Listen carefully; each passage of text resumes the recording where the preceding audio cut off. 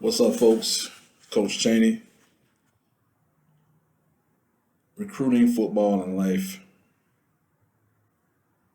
What it all means. Why are we so obsessed with this sport called football? Why is it so important that our team wins? Why is it so important that our kids do well at the sport? Why do we gamble so much money on this sport? Where did this come from? Why do we have argument after argument over this sport on Facebook and on social media and Twitter and Instagram? Why do we spend and billions of dollars on merchandising for college and pro and even high school sports? Why do we gather around the TV and cook food and make special meals and have special, pretty much holidays over this sport? It has to be something more. It has to be something more important than just wins and losses.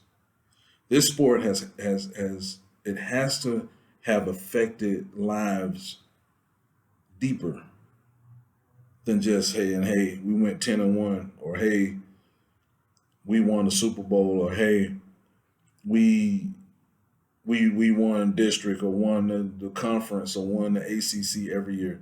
It has to be so much more for it to transcend families and friendships and livelihoods. This game, in order to achieve the growth it has achieved, and the fanfare it has achieved, it has to be more than wins and losses. You got to understand.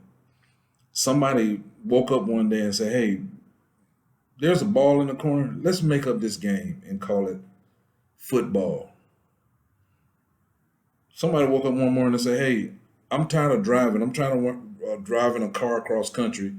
Let's make something that'll fly in the air and get on it."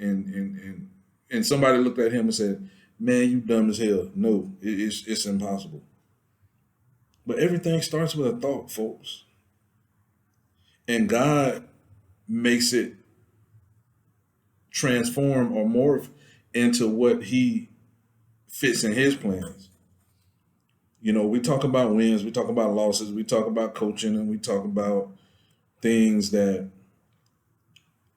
are satellites around what I feel like God intended for the game to be. I have every week, me and my staff have to deal with things that don't have nothing to do with football. When it comes to our football players, and when it comes to their families, and when it comes to things that they're going through that they may or may not have a father to guide them through. We deal with these situations every day. And I tell people all the time, man, if this thing was about X's and O's and man, it'd be so easy, so much fun. But football is about family. Football is about being a surrogate father. Football is about giving kids rides that don't have a ride, or giving kids rides that have 5 cars in the yard, and they father or mother don't see where it's important to give them a ride. Football is about taking kids out of town to camp, and they don't have money to eat, and then you got to spend your own money because you have no money coming from a district or the powers that be that can help these kids. Football is going to Ross, man, and buying a kid a $17 pair of cleats because they don't have the money to get cleats, or their parents don't see the need to go buy them cleats. Football is feeding kids, taking them to McDonald's when they don't have nothing to eat. Football is getting that call when a kid may get arrested and say, "Hey, coach, I done messed up." Football is about, hey, coach, I think I got this girl pregnant. What should I do? Football is about, hey, coach, I can't answer the phone, man. I can't get messages because my mom can't pay my phone bill. Football is so much more than wins and losses, guys. Please understand this. I've seen several arguments and several debates about what football isn't and what it is. As a coach, as a full time coach that's probably given between being a player and a coach and a fan or whatever. I've been involved in this game for 40 years, dude. 40 years. No, I do not have the most stellar record in the country in high school. I do not, Pop Warner or high school. But what we give back to kids as coaches will always be remembered. Tell me what Fort Myers High School record was in 1978. Tell me if they made the playoffs or not. Tell me who won the state championship in 1984 in Class 6A. Tell me. You can't tell me. But I bet you several people who can tell me, hey man, who gave you a ride to practice, man, when you played for the Fort Myers Rebels? Who bought you something from the concession stand? What coach did you spend the night over their house with all your players before weigh in and go run and lose weight and stuff like that? Who'd you stay with when y'all went to play the Atlanta Colts in the bowl game when you played for the Rebels? What was that kid's name, the family that you stayed with?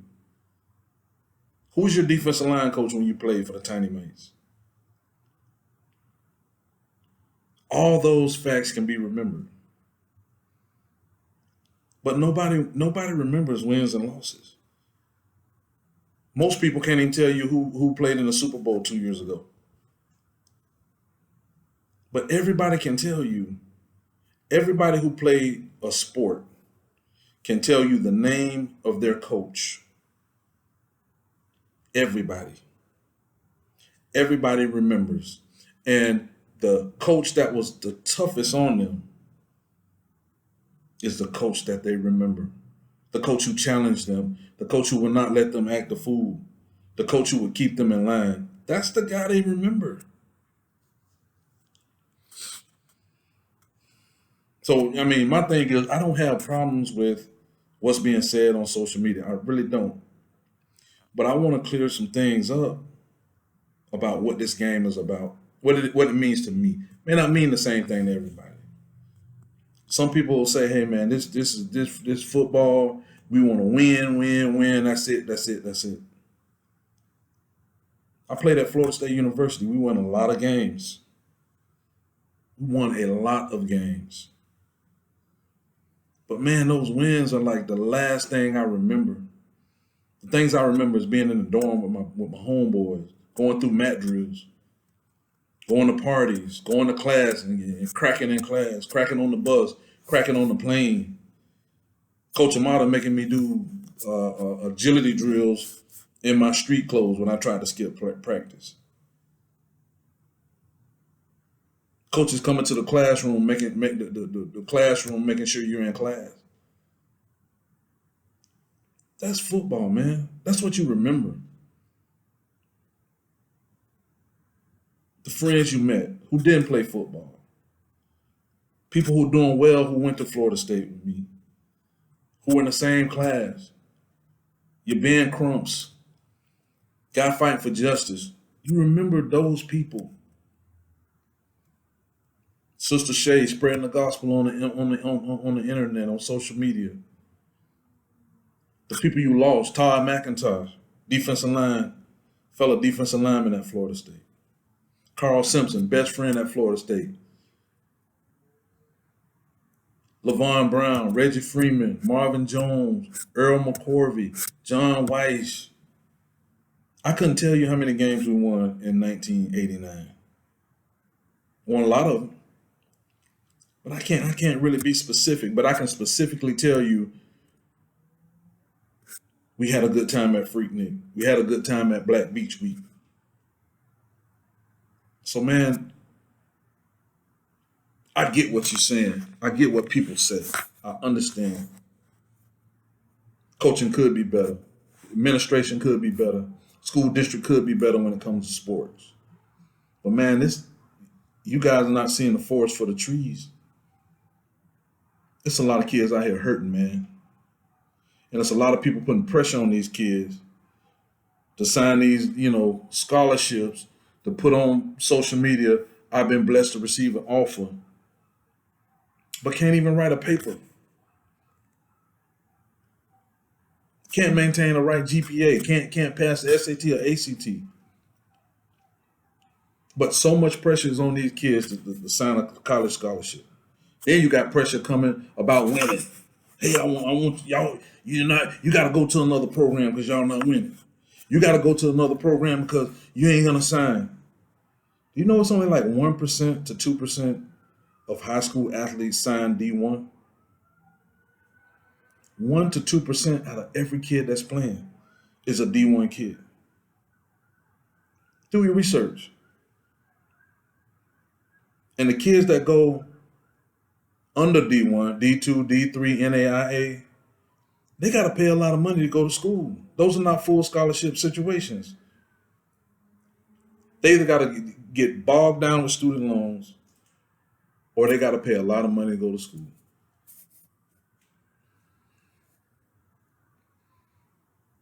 So understand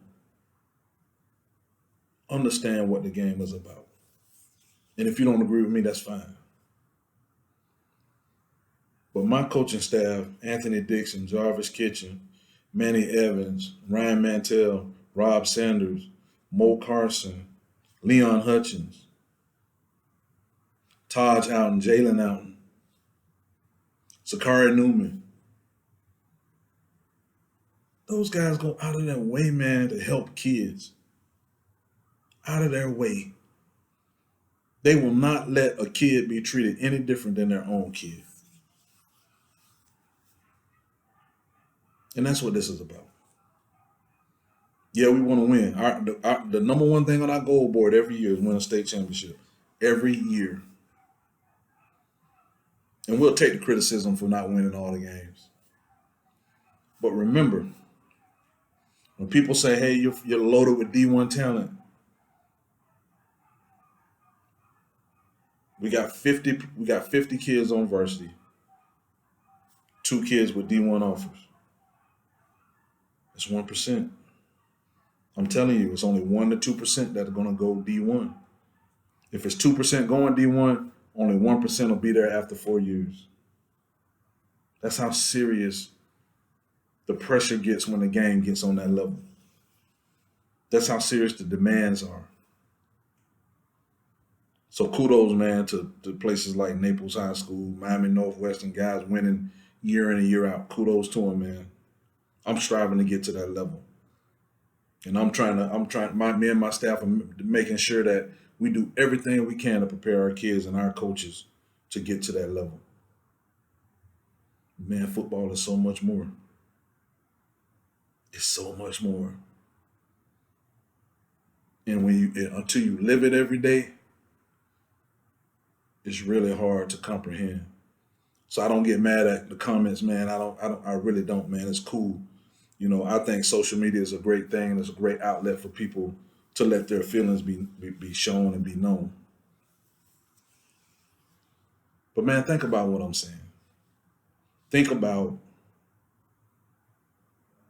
what this thing is really about. And get to know your coaches. Be around the program. There's a lot of parents that I just met on senior night. Kids been at the school for 4 years. First time I meet the parents is on senior night. That ain't right. I'm just gonna start showing up at people's house. I just want to meet you. I'm around your kid 8 hours a day, and I just want to meet you. I want to put a name with a face. Not in it for the shiny things. You can't get shiny things with what we make. But like the guy says online, you always see that quote, we'll influence more people in a year than most people influence in a lifetime. And it's a sacrifice. So to all the coaches out there in America, my hat's off to you, bro. I appreciate what you do. I know what you go through. I understand the scrutiny you're under. I understand the shouts from the sideline. I'm talking about all the coaches. I went to a Pop Warner game, man, and some of the stuff I heard on the sideline, man, I was embarrassed. I was embarrassed. And I just prayed for them coaches, man, them players. It's like, man, y'all, Lord help them. This can be a tough game sometimes, but it's just so rewarding. And it's a lot of kids that went the right path because they had coaches that cared. So with that being said, man, I don't even know if I'm gonna post this.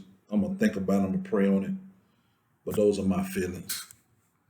And I appreciate guys like Eric Washington putting that First and 10 platform out there. I appreciate the feedback, man. I appreciate what's being said. And I don't discourage anybody from voicing their opinion. But I want to give you mine.